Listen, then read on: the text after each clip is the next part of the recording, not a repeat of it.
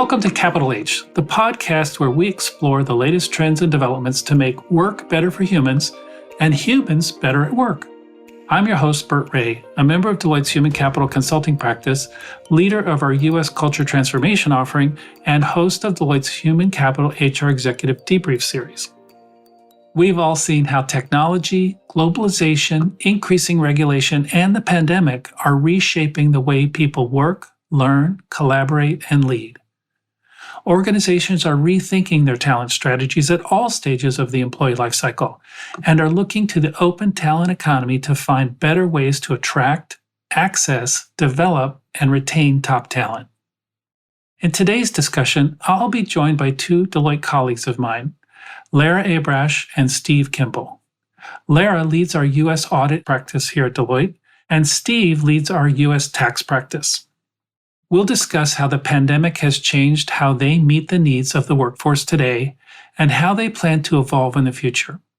We'll also dive into how Deloitte is working to move the needle for diversity, equity, and inclusion within the accounting and tax professions. Stay tuned for more. Hi, everyone. This is your host, Burt Rea, and I'm excited today to be joined by two of my colleagues at Deloitte, Lara Abrash and Steve Kimble. Lara is the Chair and Chief Executive Officer of Deloitte's U.S. Audit and Assurance business and is responsible for overseeing all aspects of the business, including the execution of its quality, innovation, growth, and talent strategies. She is also a member of Deloitte's U.S. Executive Committee. Welcome, Lara. Thanks for having me. Steve Kimble is the Chair and Chief Executive Officer of Deloitte's U.S. Tax business. Steve leads all U.S. tax-related services and operations from impacts of ever-changing global and federal regulations to technology advancements and digital transformation, as well as all facets of the tax practice for the future of work and the shifting landscape of today's talent models and the expectations of today's workforce. Steve is also a member of Deloitte's U.S. Executive Committee. Welcome, Steve. Well, it's great to be here, Burt, and thank you for having us.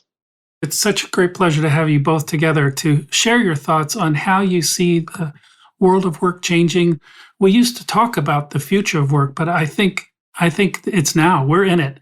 This unique time that we're in with the confluence of emerging from the pandemic, navigating this now future that we're in, the idea of hybrid work, a concept that we didn't even recognize a couple years ago, as well as what is being referred to as the Great Resignation or the Big Quit. And with millions of professionals making significant lifestyle and career changes or choosing to leave the workforce altogether. So, Lara, I'd love to start with you. In your role, what opportunities do you see to evolve our talent models and meet the needs of the workforce today and looking to the future?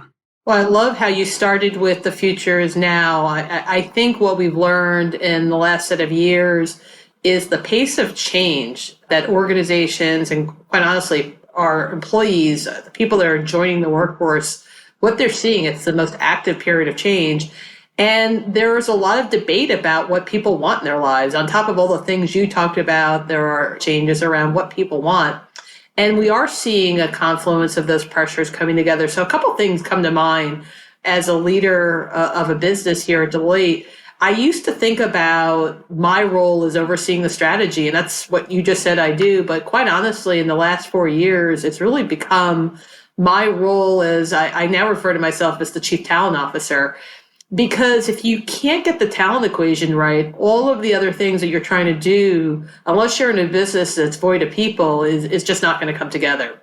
And so spending a disproportionate amount of time on how do we evolve what our people want? And this is a really big change.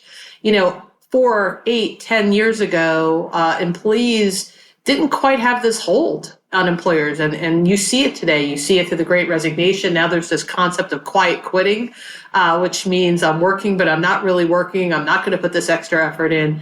So as you think about what we see, I'm generally an optimist. I really think it's going to start with creating an environment that has your people thrive. It's not just about KPIs like how many people are here or how many people have left our organization, but this workforce of the future needs to thrive. They need to know they're part of an organization that cares about them, that they're open to different ways of working, which hybrid is, but also open to their own development and advancement. And they see it. Our people, I'll say at Deloitte, are thriving and asking for flexibility. They're looking for different experiences. The needs are different. But there's a real tension change in the last several years that are very different from probably many decades, which is we've got to be geared up for delivering that experience and focusing on what do we do to create the best outcomes for this next generation of people. And in turn, have them feel like this is a place that I want to be. The average person today may not want to stay at a company for 30 years. That may have been what happened over the last several decades.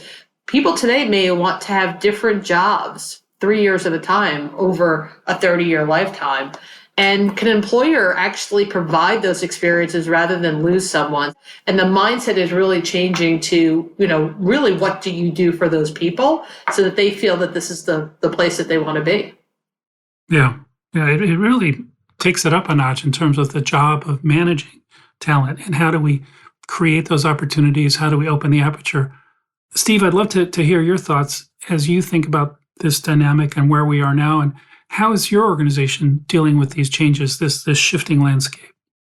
Sure, I certainly agree and echo many of the comments that Lara made. And as the leader of our tax business here at Deloitte, one of my top priorities is making sure we're attracting, developing, retaining, as well as advancing that most highly coveted tax talent in the marketplace.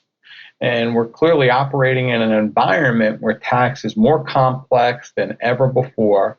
Our clients are facing more requirements for reporting and transparency than ever before. We see the changes that take place, feels like continuously, to the tax laws, both globally as well as in the U.S., most recently with the Inflation Reduction Act, as well as the CHIPS Act.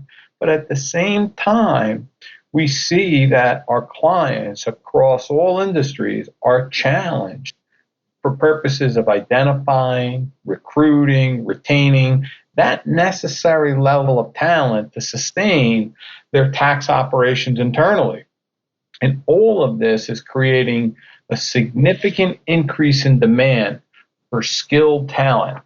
That is a talent base that has vastly different needs and expectations than what we just experienced a few years ago. And to meet these needs, we're focused on our hybrid work model, many of the things that Lara talked about, just trying to combine the best of the virtual model along with the traditional model. Yes, getting people to work together and to brainstorm and to learn from one another, but also providing people with the remote work option as well to create greater flexibility.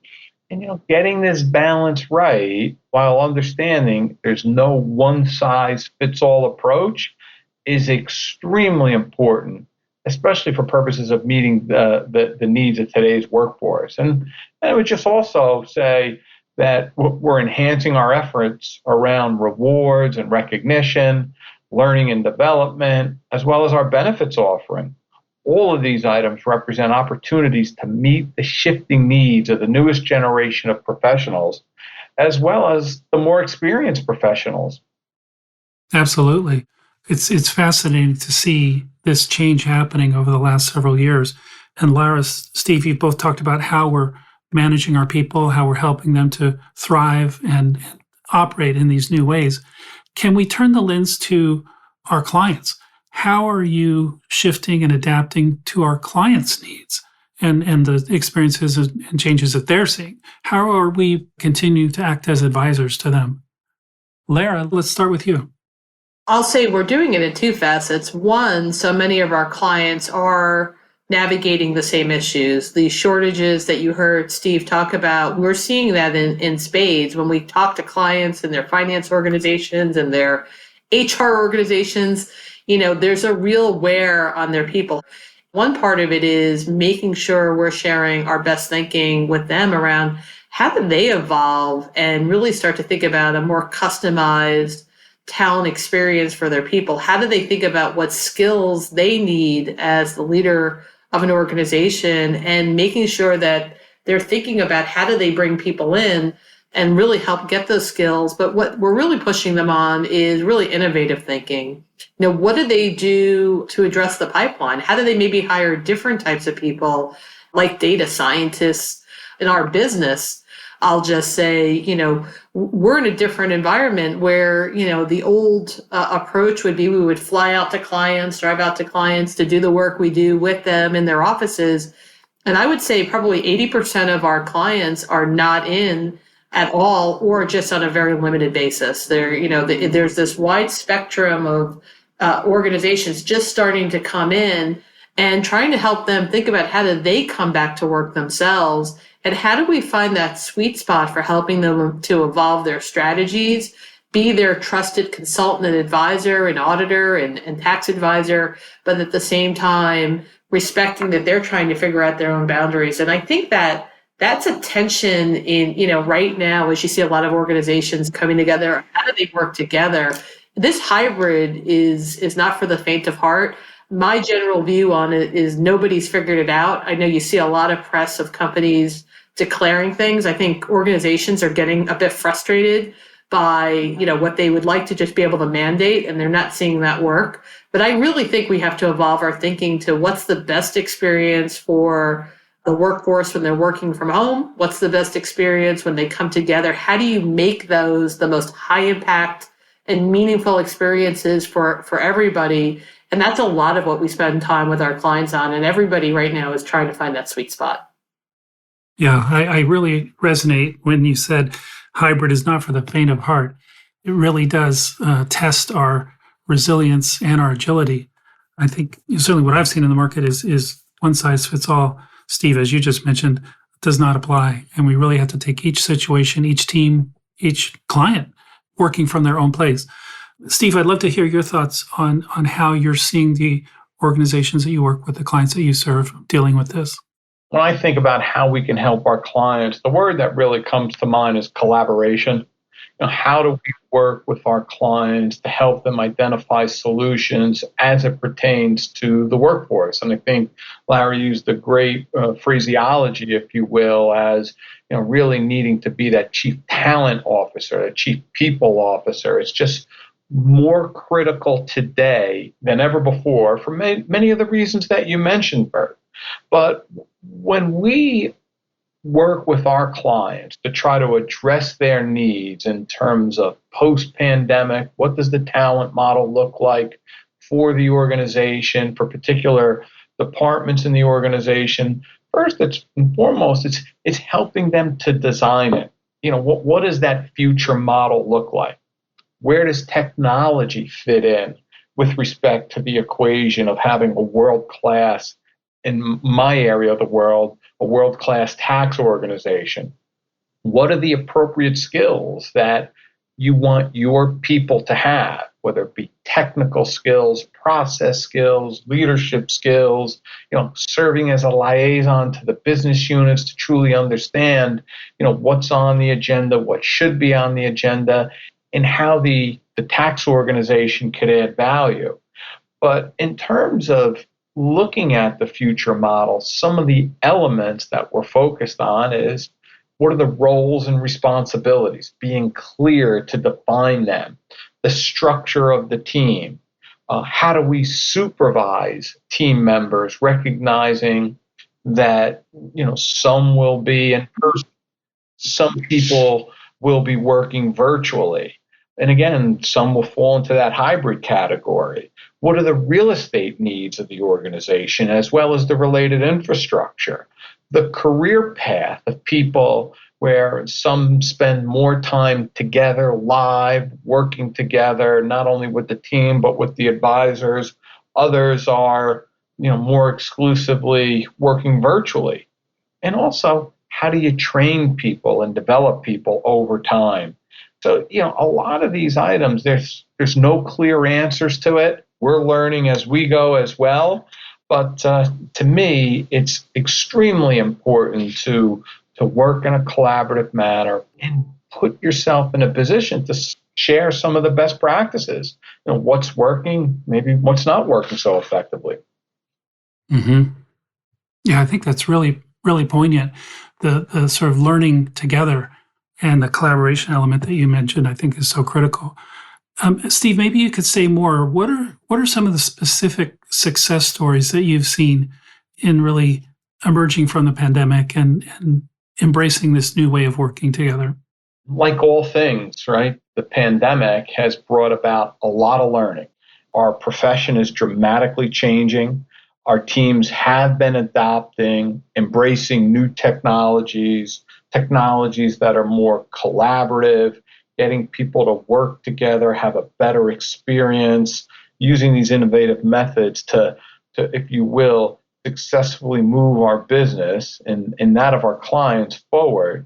So that we're positioned to provide these best in class services when we're not physically present at client locations. What do they say? In 5 years, we should all expect to be working with technologies that haven't even been invented. And we just need to be open-minded to these changes, I should say, and not hold back and ensure that we're properly exploring them, evaluating them, and determining where they may fit. Some of the other things that we're looking at as well is in the past, our clients and our profession, as well as us as a firm, for the most part, we hired accounting majors. Folks maybe even having a master's in accounting or tax, an MBA, law students. Today, we still hire those folks, but we're also focused on people that have STEM type skills, whether it's science, technology, engineering, math, all finding ways to more efficiently process data, make use out of data, being able to do so in a way that, as one of our leaders once commented, we find organizations drowning in data but still starving for insights. And to us, that represents a significant area of opportunity for us. And how do we evaluate these trends in a way where we're able to give people a much better experience? And in terms of some of the best practices, I truly, truly believe that what we have done is created a matrix. And in connection with that matrix, we've put forth responsibility. And we've kind of plotted out, traditionally, these responsibilities could be performed in a virtual fashion. These other responsibilities really need to be performed, live with the team together. And then there's kind of that middle area or that gray area. And to really define that, set expectations, set goals for people, at least I can say my personal perspective, I'm a big believer in trying to get to the middle, getting that pendulum to the middle, where people are working part of their work week together as part of the team, where they're live, working shoulder to shoulder, if you will. But then also they have the freedom and flexibility to co-locate as well and either work outside of the client location or work outside of the office, whether it be from home or what have you, and, to keep themselves as productive as possible. But I believe that combination is really what is going to work most effectively. I love that, Steve. I think a phrase that I've heard is how do we give people freedom within a framework so that there is that sense of connection, coordination, but yet still agency and a degree of autonomy that helps people be their best selves at work to be most productive. Lara, I'd love to hear your thoughts. What bright spots have you seen as working effectively in this environment? Just broadly, I'm a big believer that nothing beats culture. This is not when you lead an organization or you show up to work, you're not, you could have every list of things to do. You could have processes, strategies, priorities, but culture always wins the day. And if we think about the last several years and the bright spots coming into this, I think on one part, there's a vulnerability aspect that people shared so much of their lives with each other over the last several years. I mean, literally Zooms. You were in someone's living room, you were in their home, and you were sharing a lot. So I think on the positive side, there is an element a vulnerability that I see continuing as we're emerging into this new future. I think too, it's teaching us that it's okay to experiment and see these different things. Steve shared a lot about the things that we're doing to figure out where do we land in that middle that he referred to. Experimentation is great. We never would have done what we had to do because of the pandemic. We never would have, as a society, said, we're going to have an experiment where everybody works from home. But now we're forced to constant experiments to try to figure out what this quote unquote new normal is. I think lastly, this focus on well-being, true focus on well-being, mental health is not a fad. So many organizations for years have talked about the concept. They may have a helpline. They may have somebody who talks about it. But what I've seen at our clients, and I would just say within our own firm, is there is a true care for our employees. So this well-being focus is a positive. And I would say on the how is this all coming together, I think there's also a realization by our clients that there are so many aspects of strategy that you could have all this data at your hands to make a decision. But when it comes to talent and when it comes to doing what this talent group is looking for, this two-way conversation and this ability to sense how our people are doing, the KPIs are now about sentiment.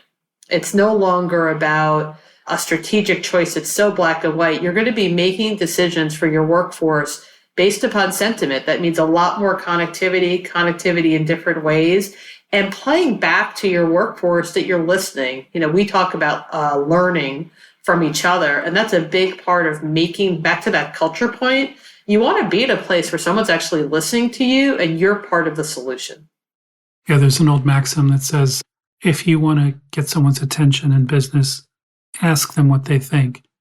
And if you really want to shock them, listen to what they say.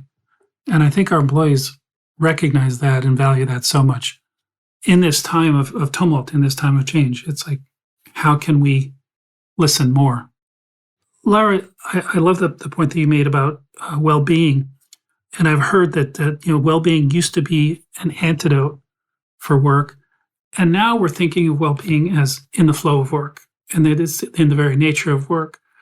And I think an adjacent topic that I'd love to hear more about is diversity, equity, and inclusion as an extension of well-being. How are we seeing that becoming a major priority? Not that it always hasn't been, but it does seem to have become more central. Has that been your experience? Yeah, I mean, I'm a child of a mom who grew up and really spread her wings in the early 60s and talked to me about a movement. And I would say in my 50 plus years, I've seen nothing like what I've seen in the last couple of years relative to at least a movement. Now, the skeptics, and there should be many skeptics, could say this could pass, right? And so I don't want to declare success, but I would say there's more energy right now.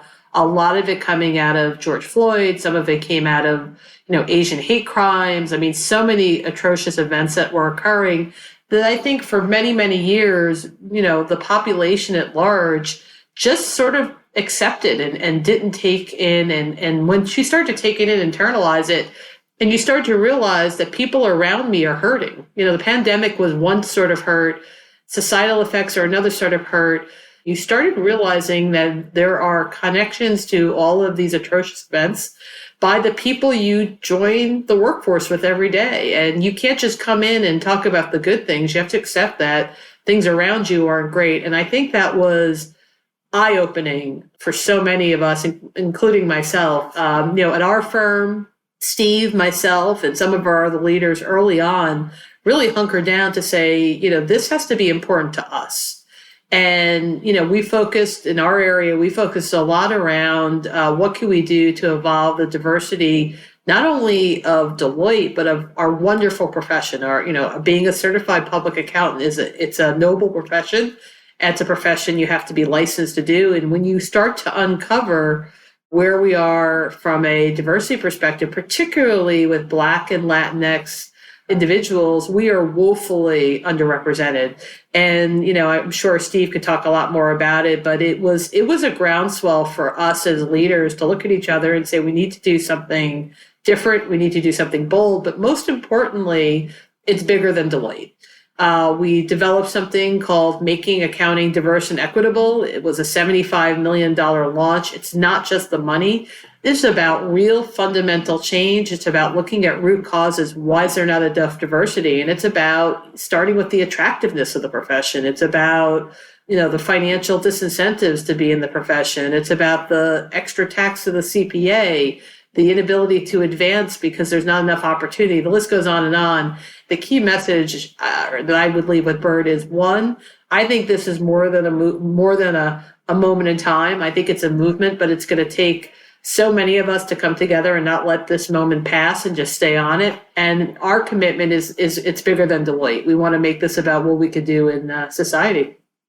That's wonderful. I think it's so poignant to think of this as right at the center of our business, and so critical to our talent and our talent strategy.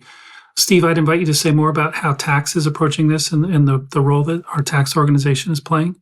Sure. And I just comment that I think Lara is being a little humble because she really championed the effort with respect to the MAID. And just to emphasize a couple of points, first and foremost, we're reaching into high schools as well as, of course, colleges, state CPA societies, various nonprofits to bring the accounting profession to life for, underrepresented and underserved youth across the country.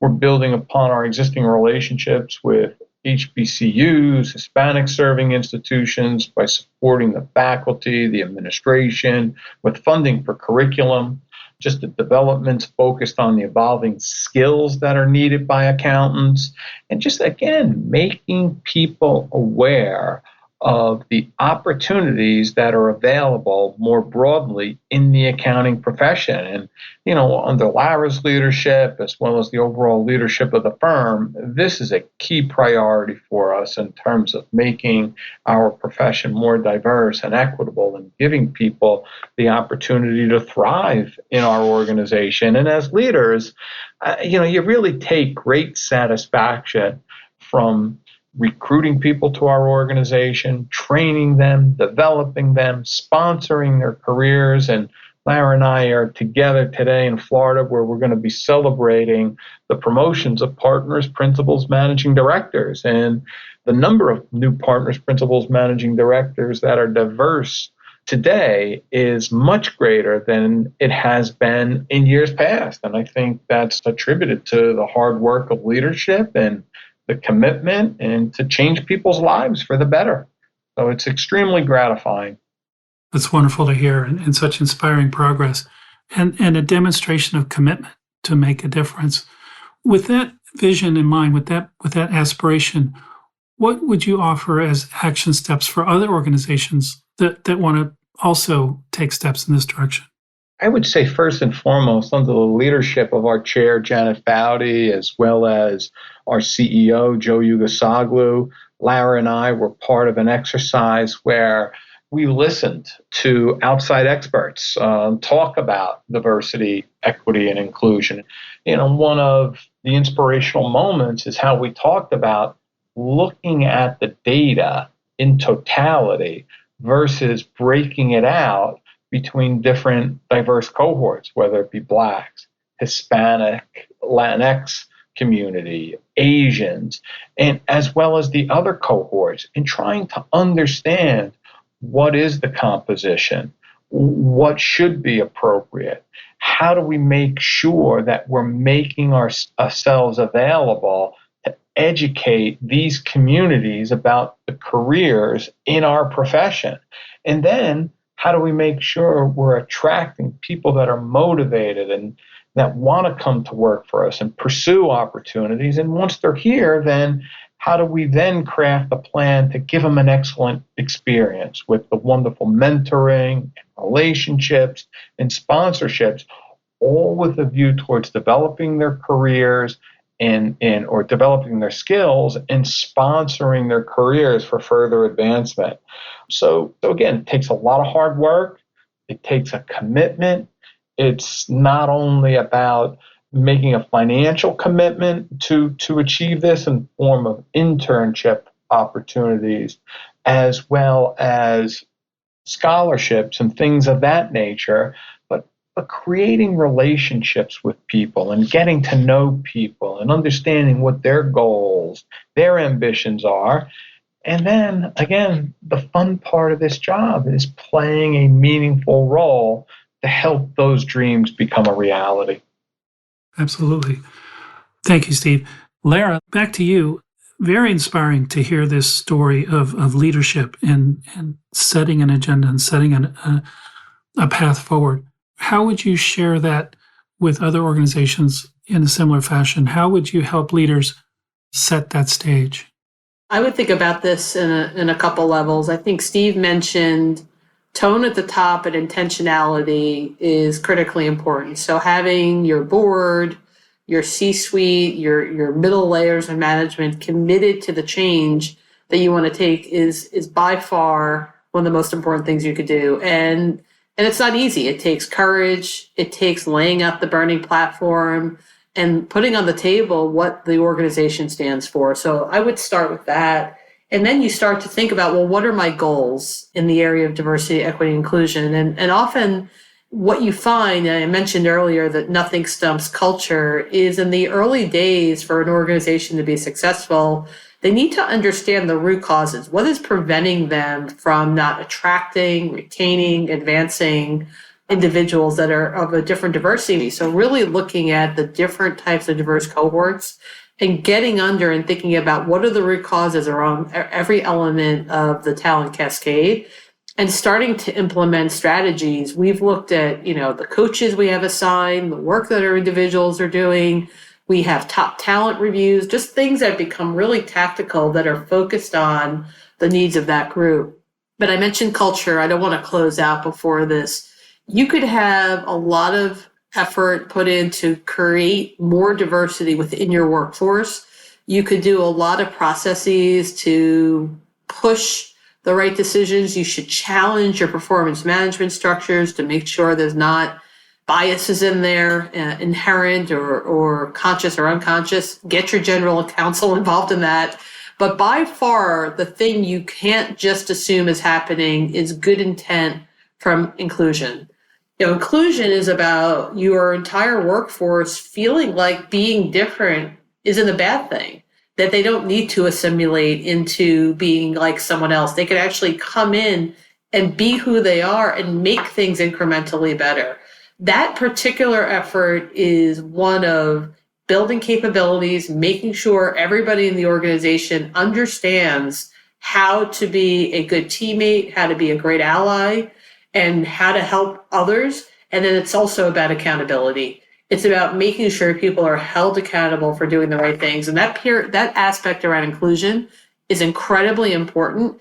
It will not solve for all the sins of not getting the right people in the door. But once you do, if you don't have that, you'll be back to the drawing board. I think that's so important, Lara. I think that environment, that culture of inclusion really comes from the top, as you said. Leaders have to believe this.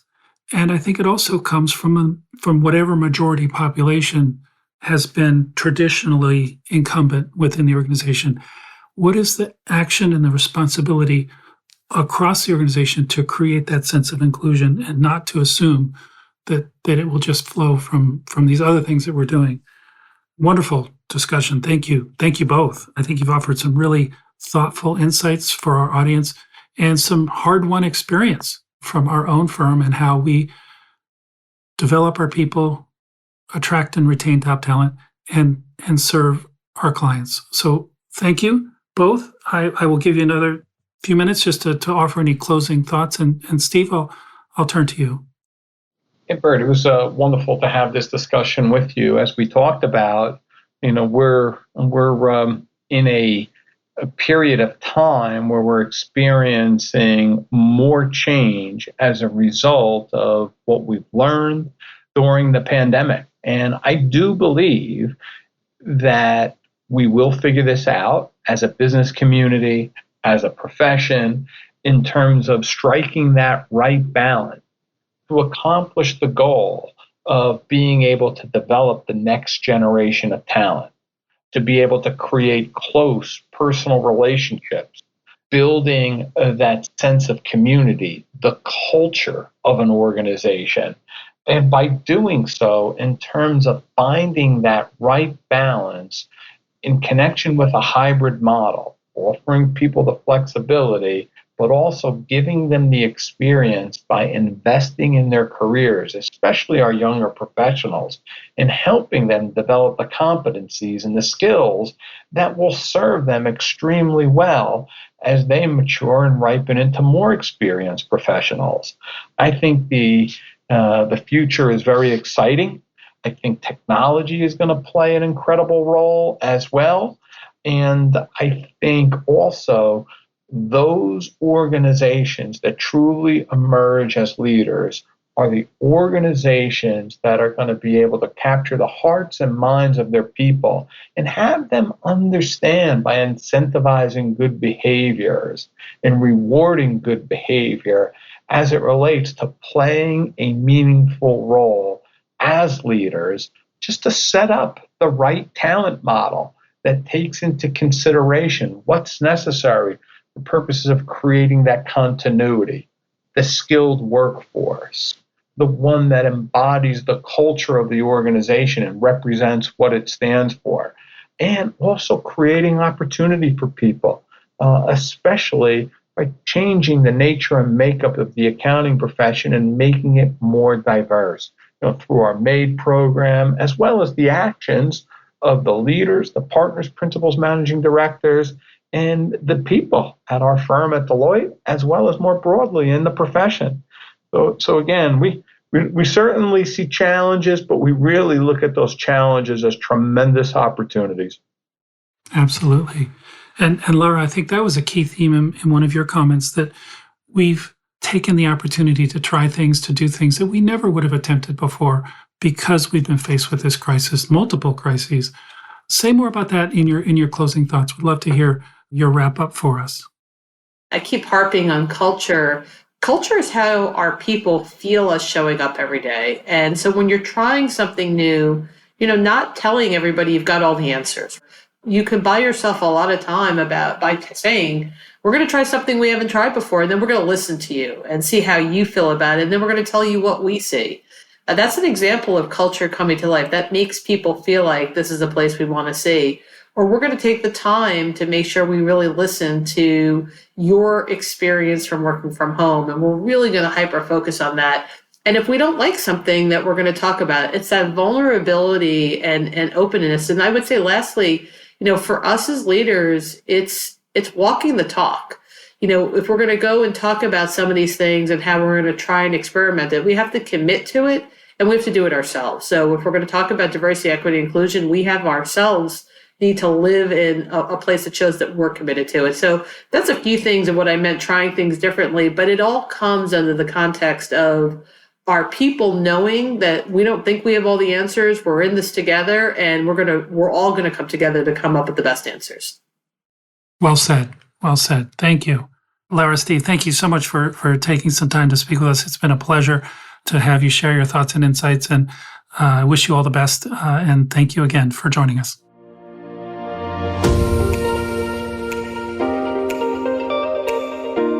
Clearly, the world of work looks drastically different than it did a few years ago. Diversity of markets, customers, ideas, and talent have changed the way we think about the workforce and how leaders can best meet the needs of their workers. More than ever before, leaders and their teams must integrate new technologies and automation into the daily flow of work, must pay close attention to navigating regulatory requirements, and seamlessly adjust to shifting work models in real time. Equally important to being relevant as an organization, diversity, equity, inclusion is at the forefront of business priorities today and will remain so. Organizations must continue to move the needle on all fronts to keep up with the evolving world of work.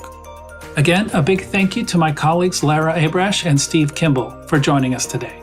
In addition to tuning into our Capital H podcast series, you can also read more about Deloitte's Making Accounting Diverse and Equitable commitment by visiting our MADE site. Thanks for listening, and stay tuned for our next episode. This podcast is produced by Deloitte. The views and opinions expressed by podcast speakers and guests are solely their own and do not reflect the opinions of Deloitte. This podcast provides general information only and is not intended to constitute advice or services of any kind. For additional information about Deloitte, go to deloitte.com/about.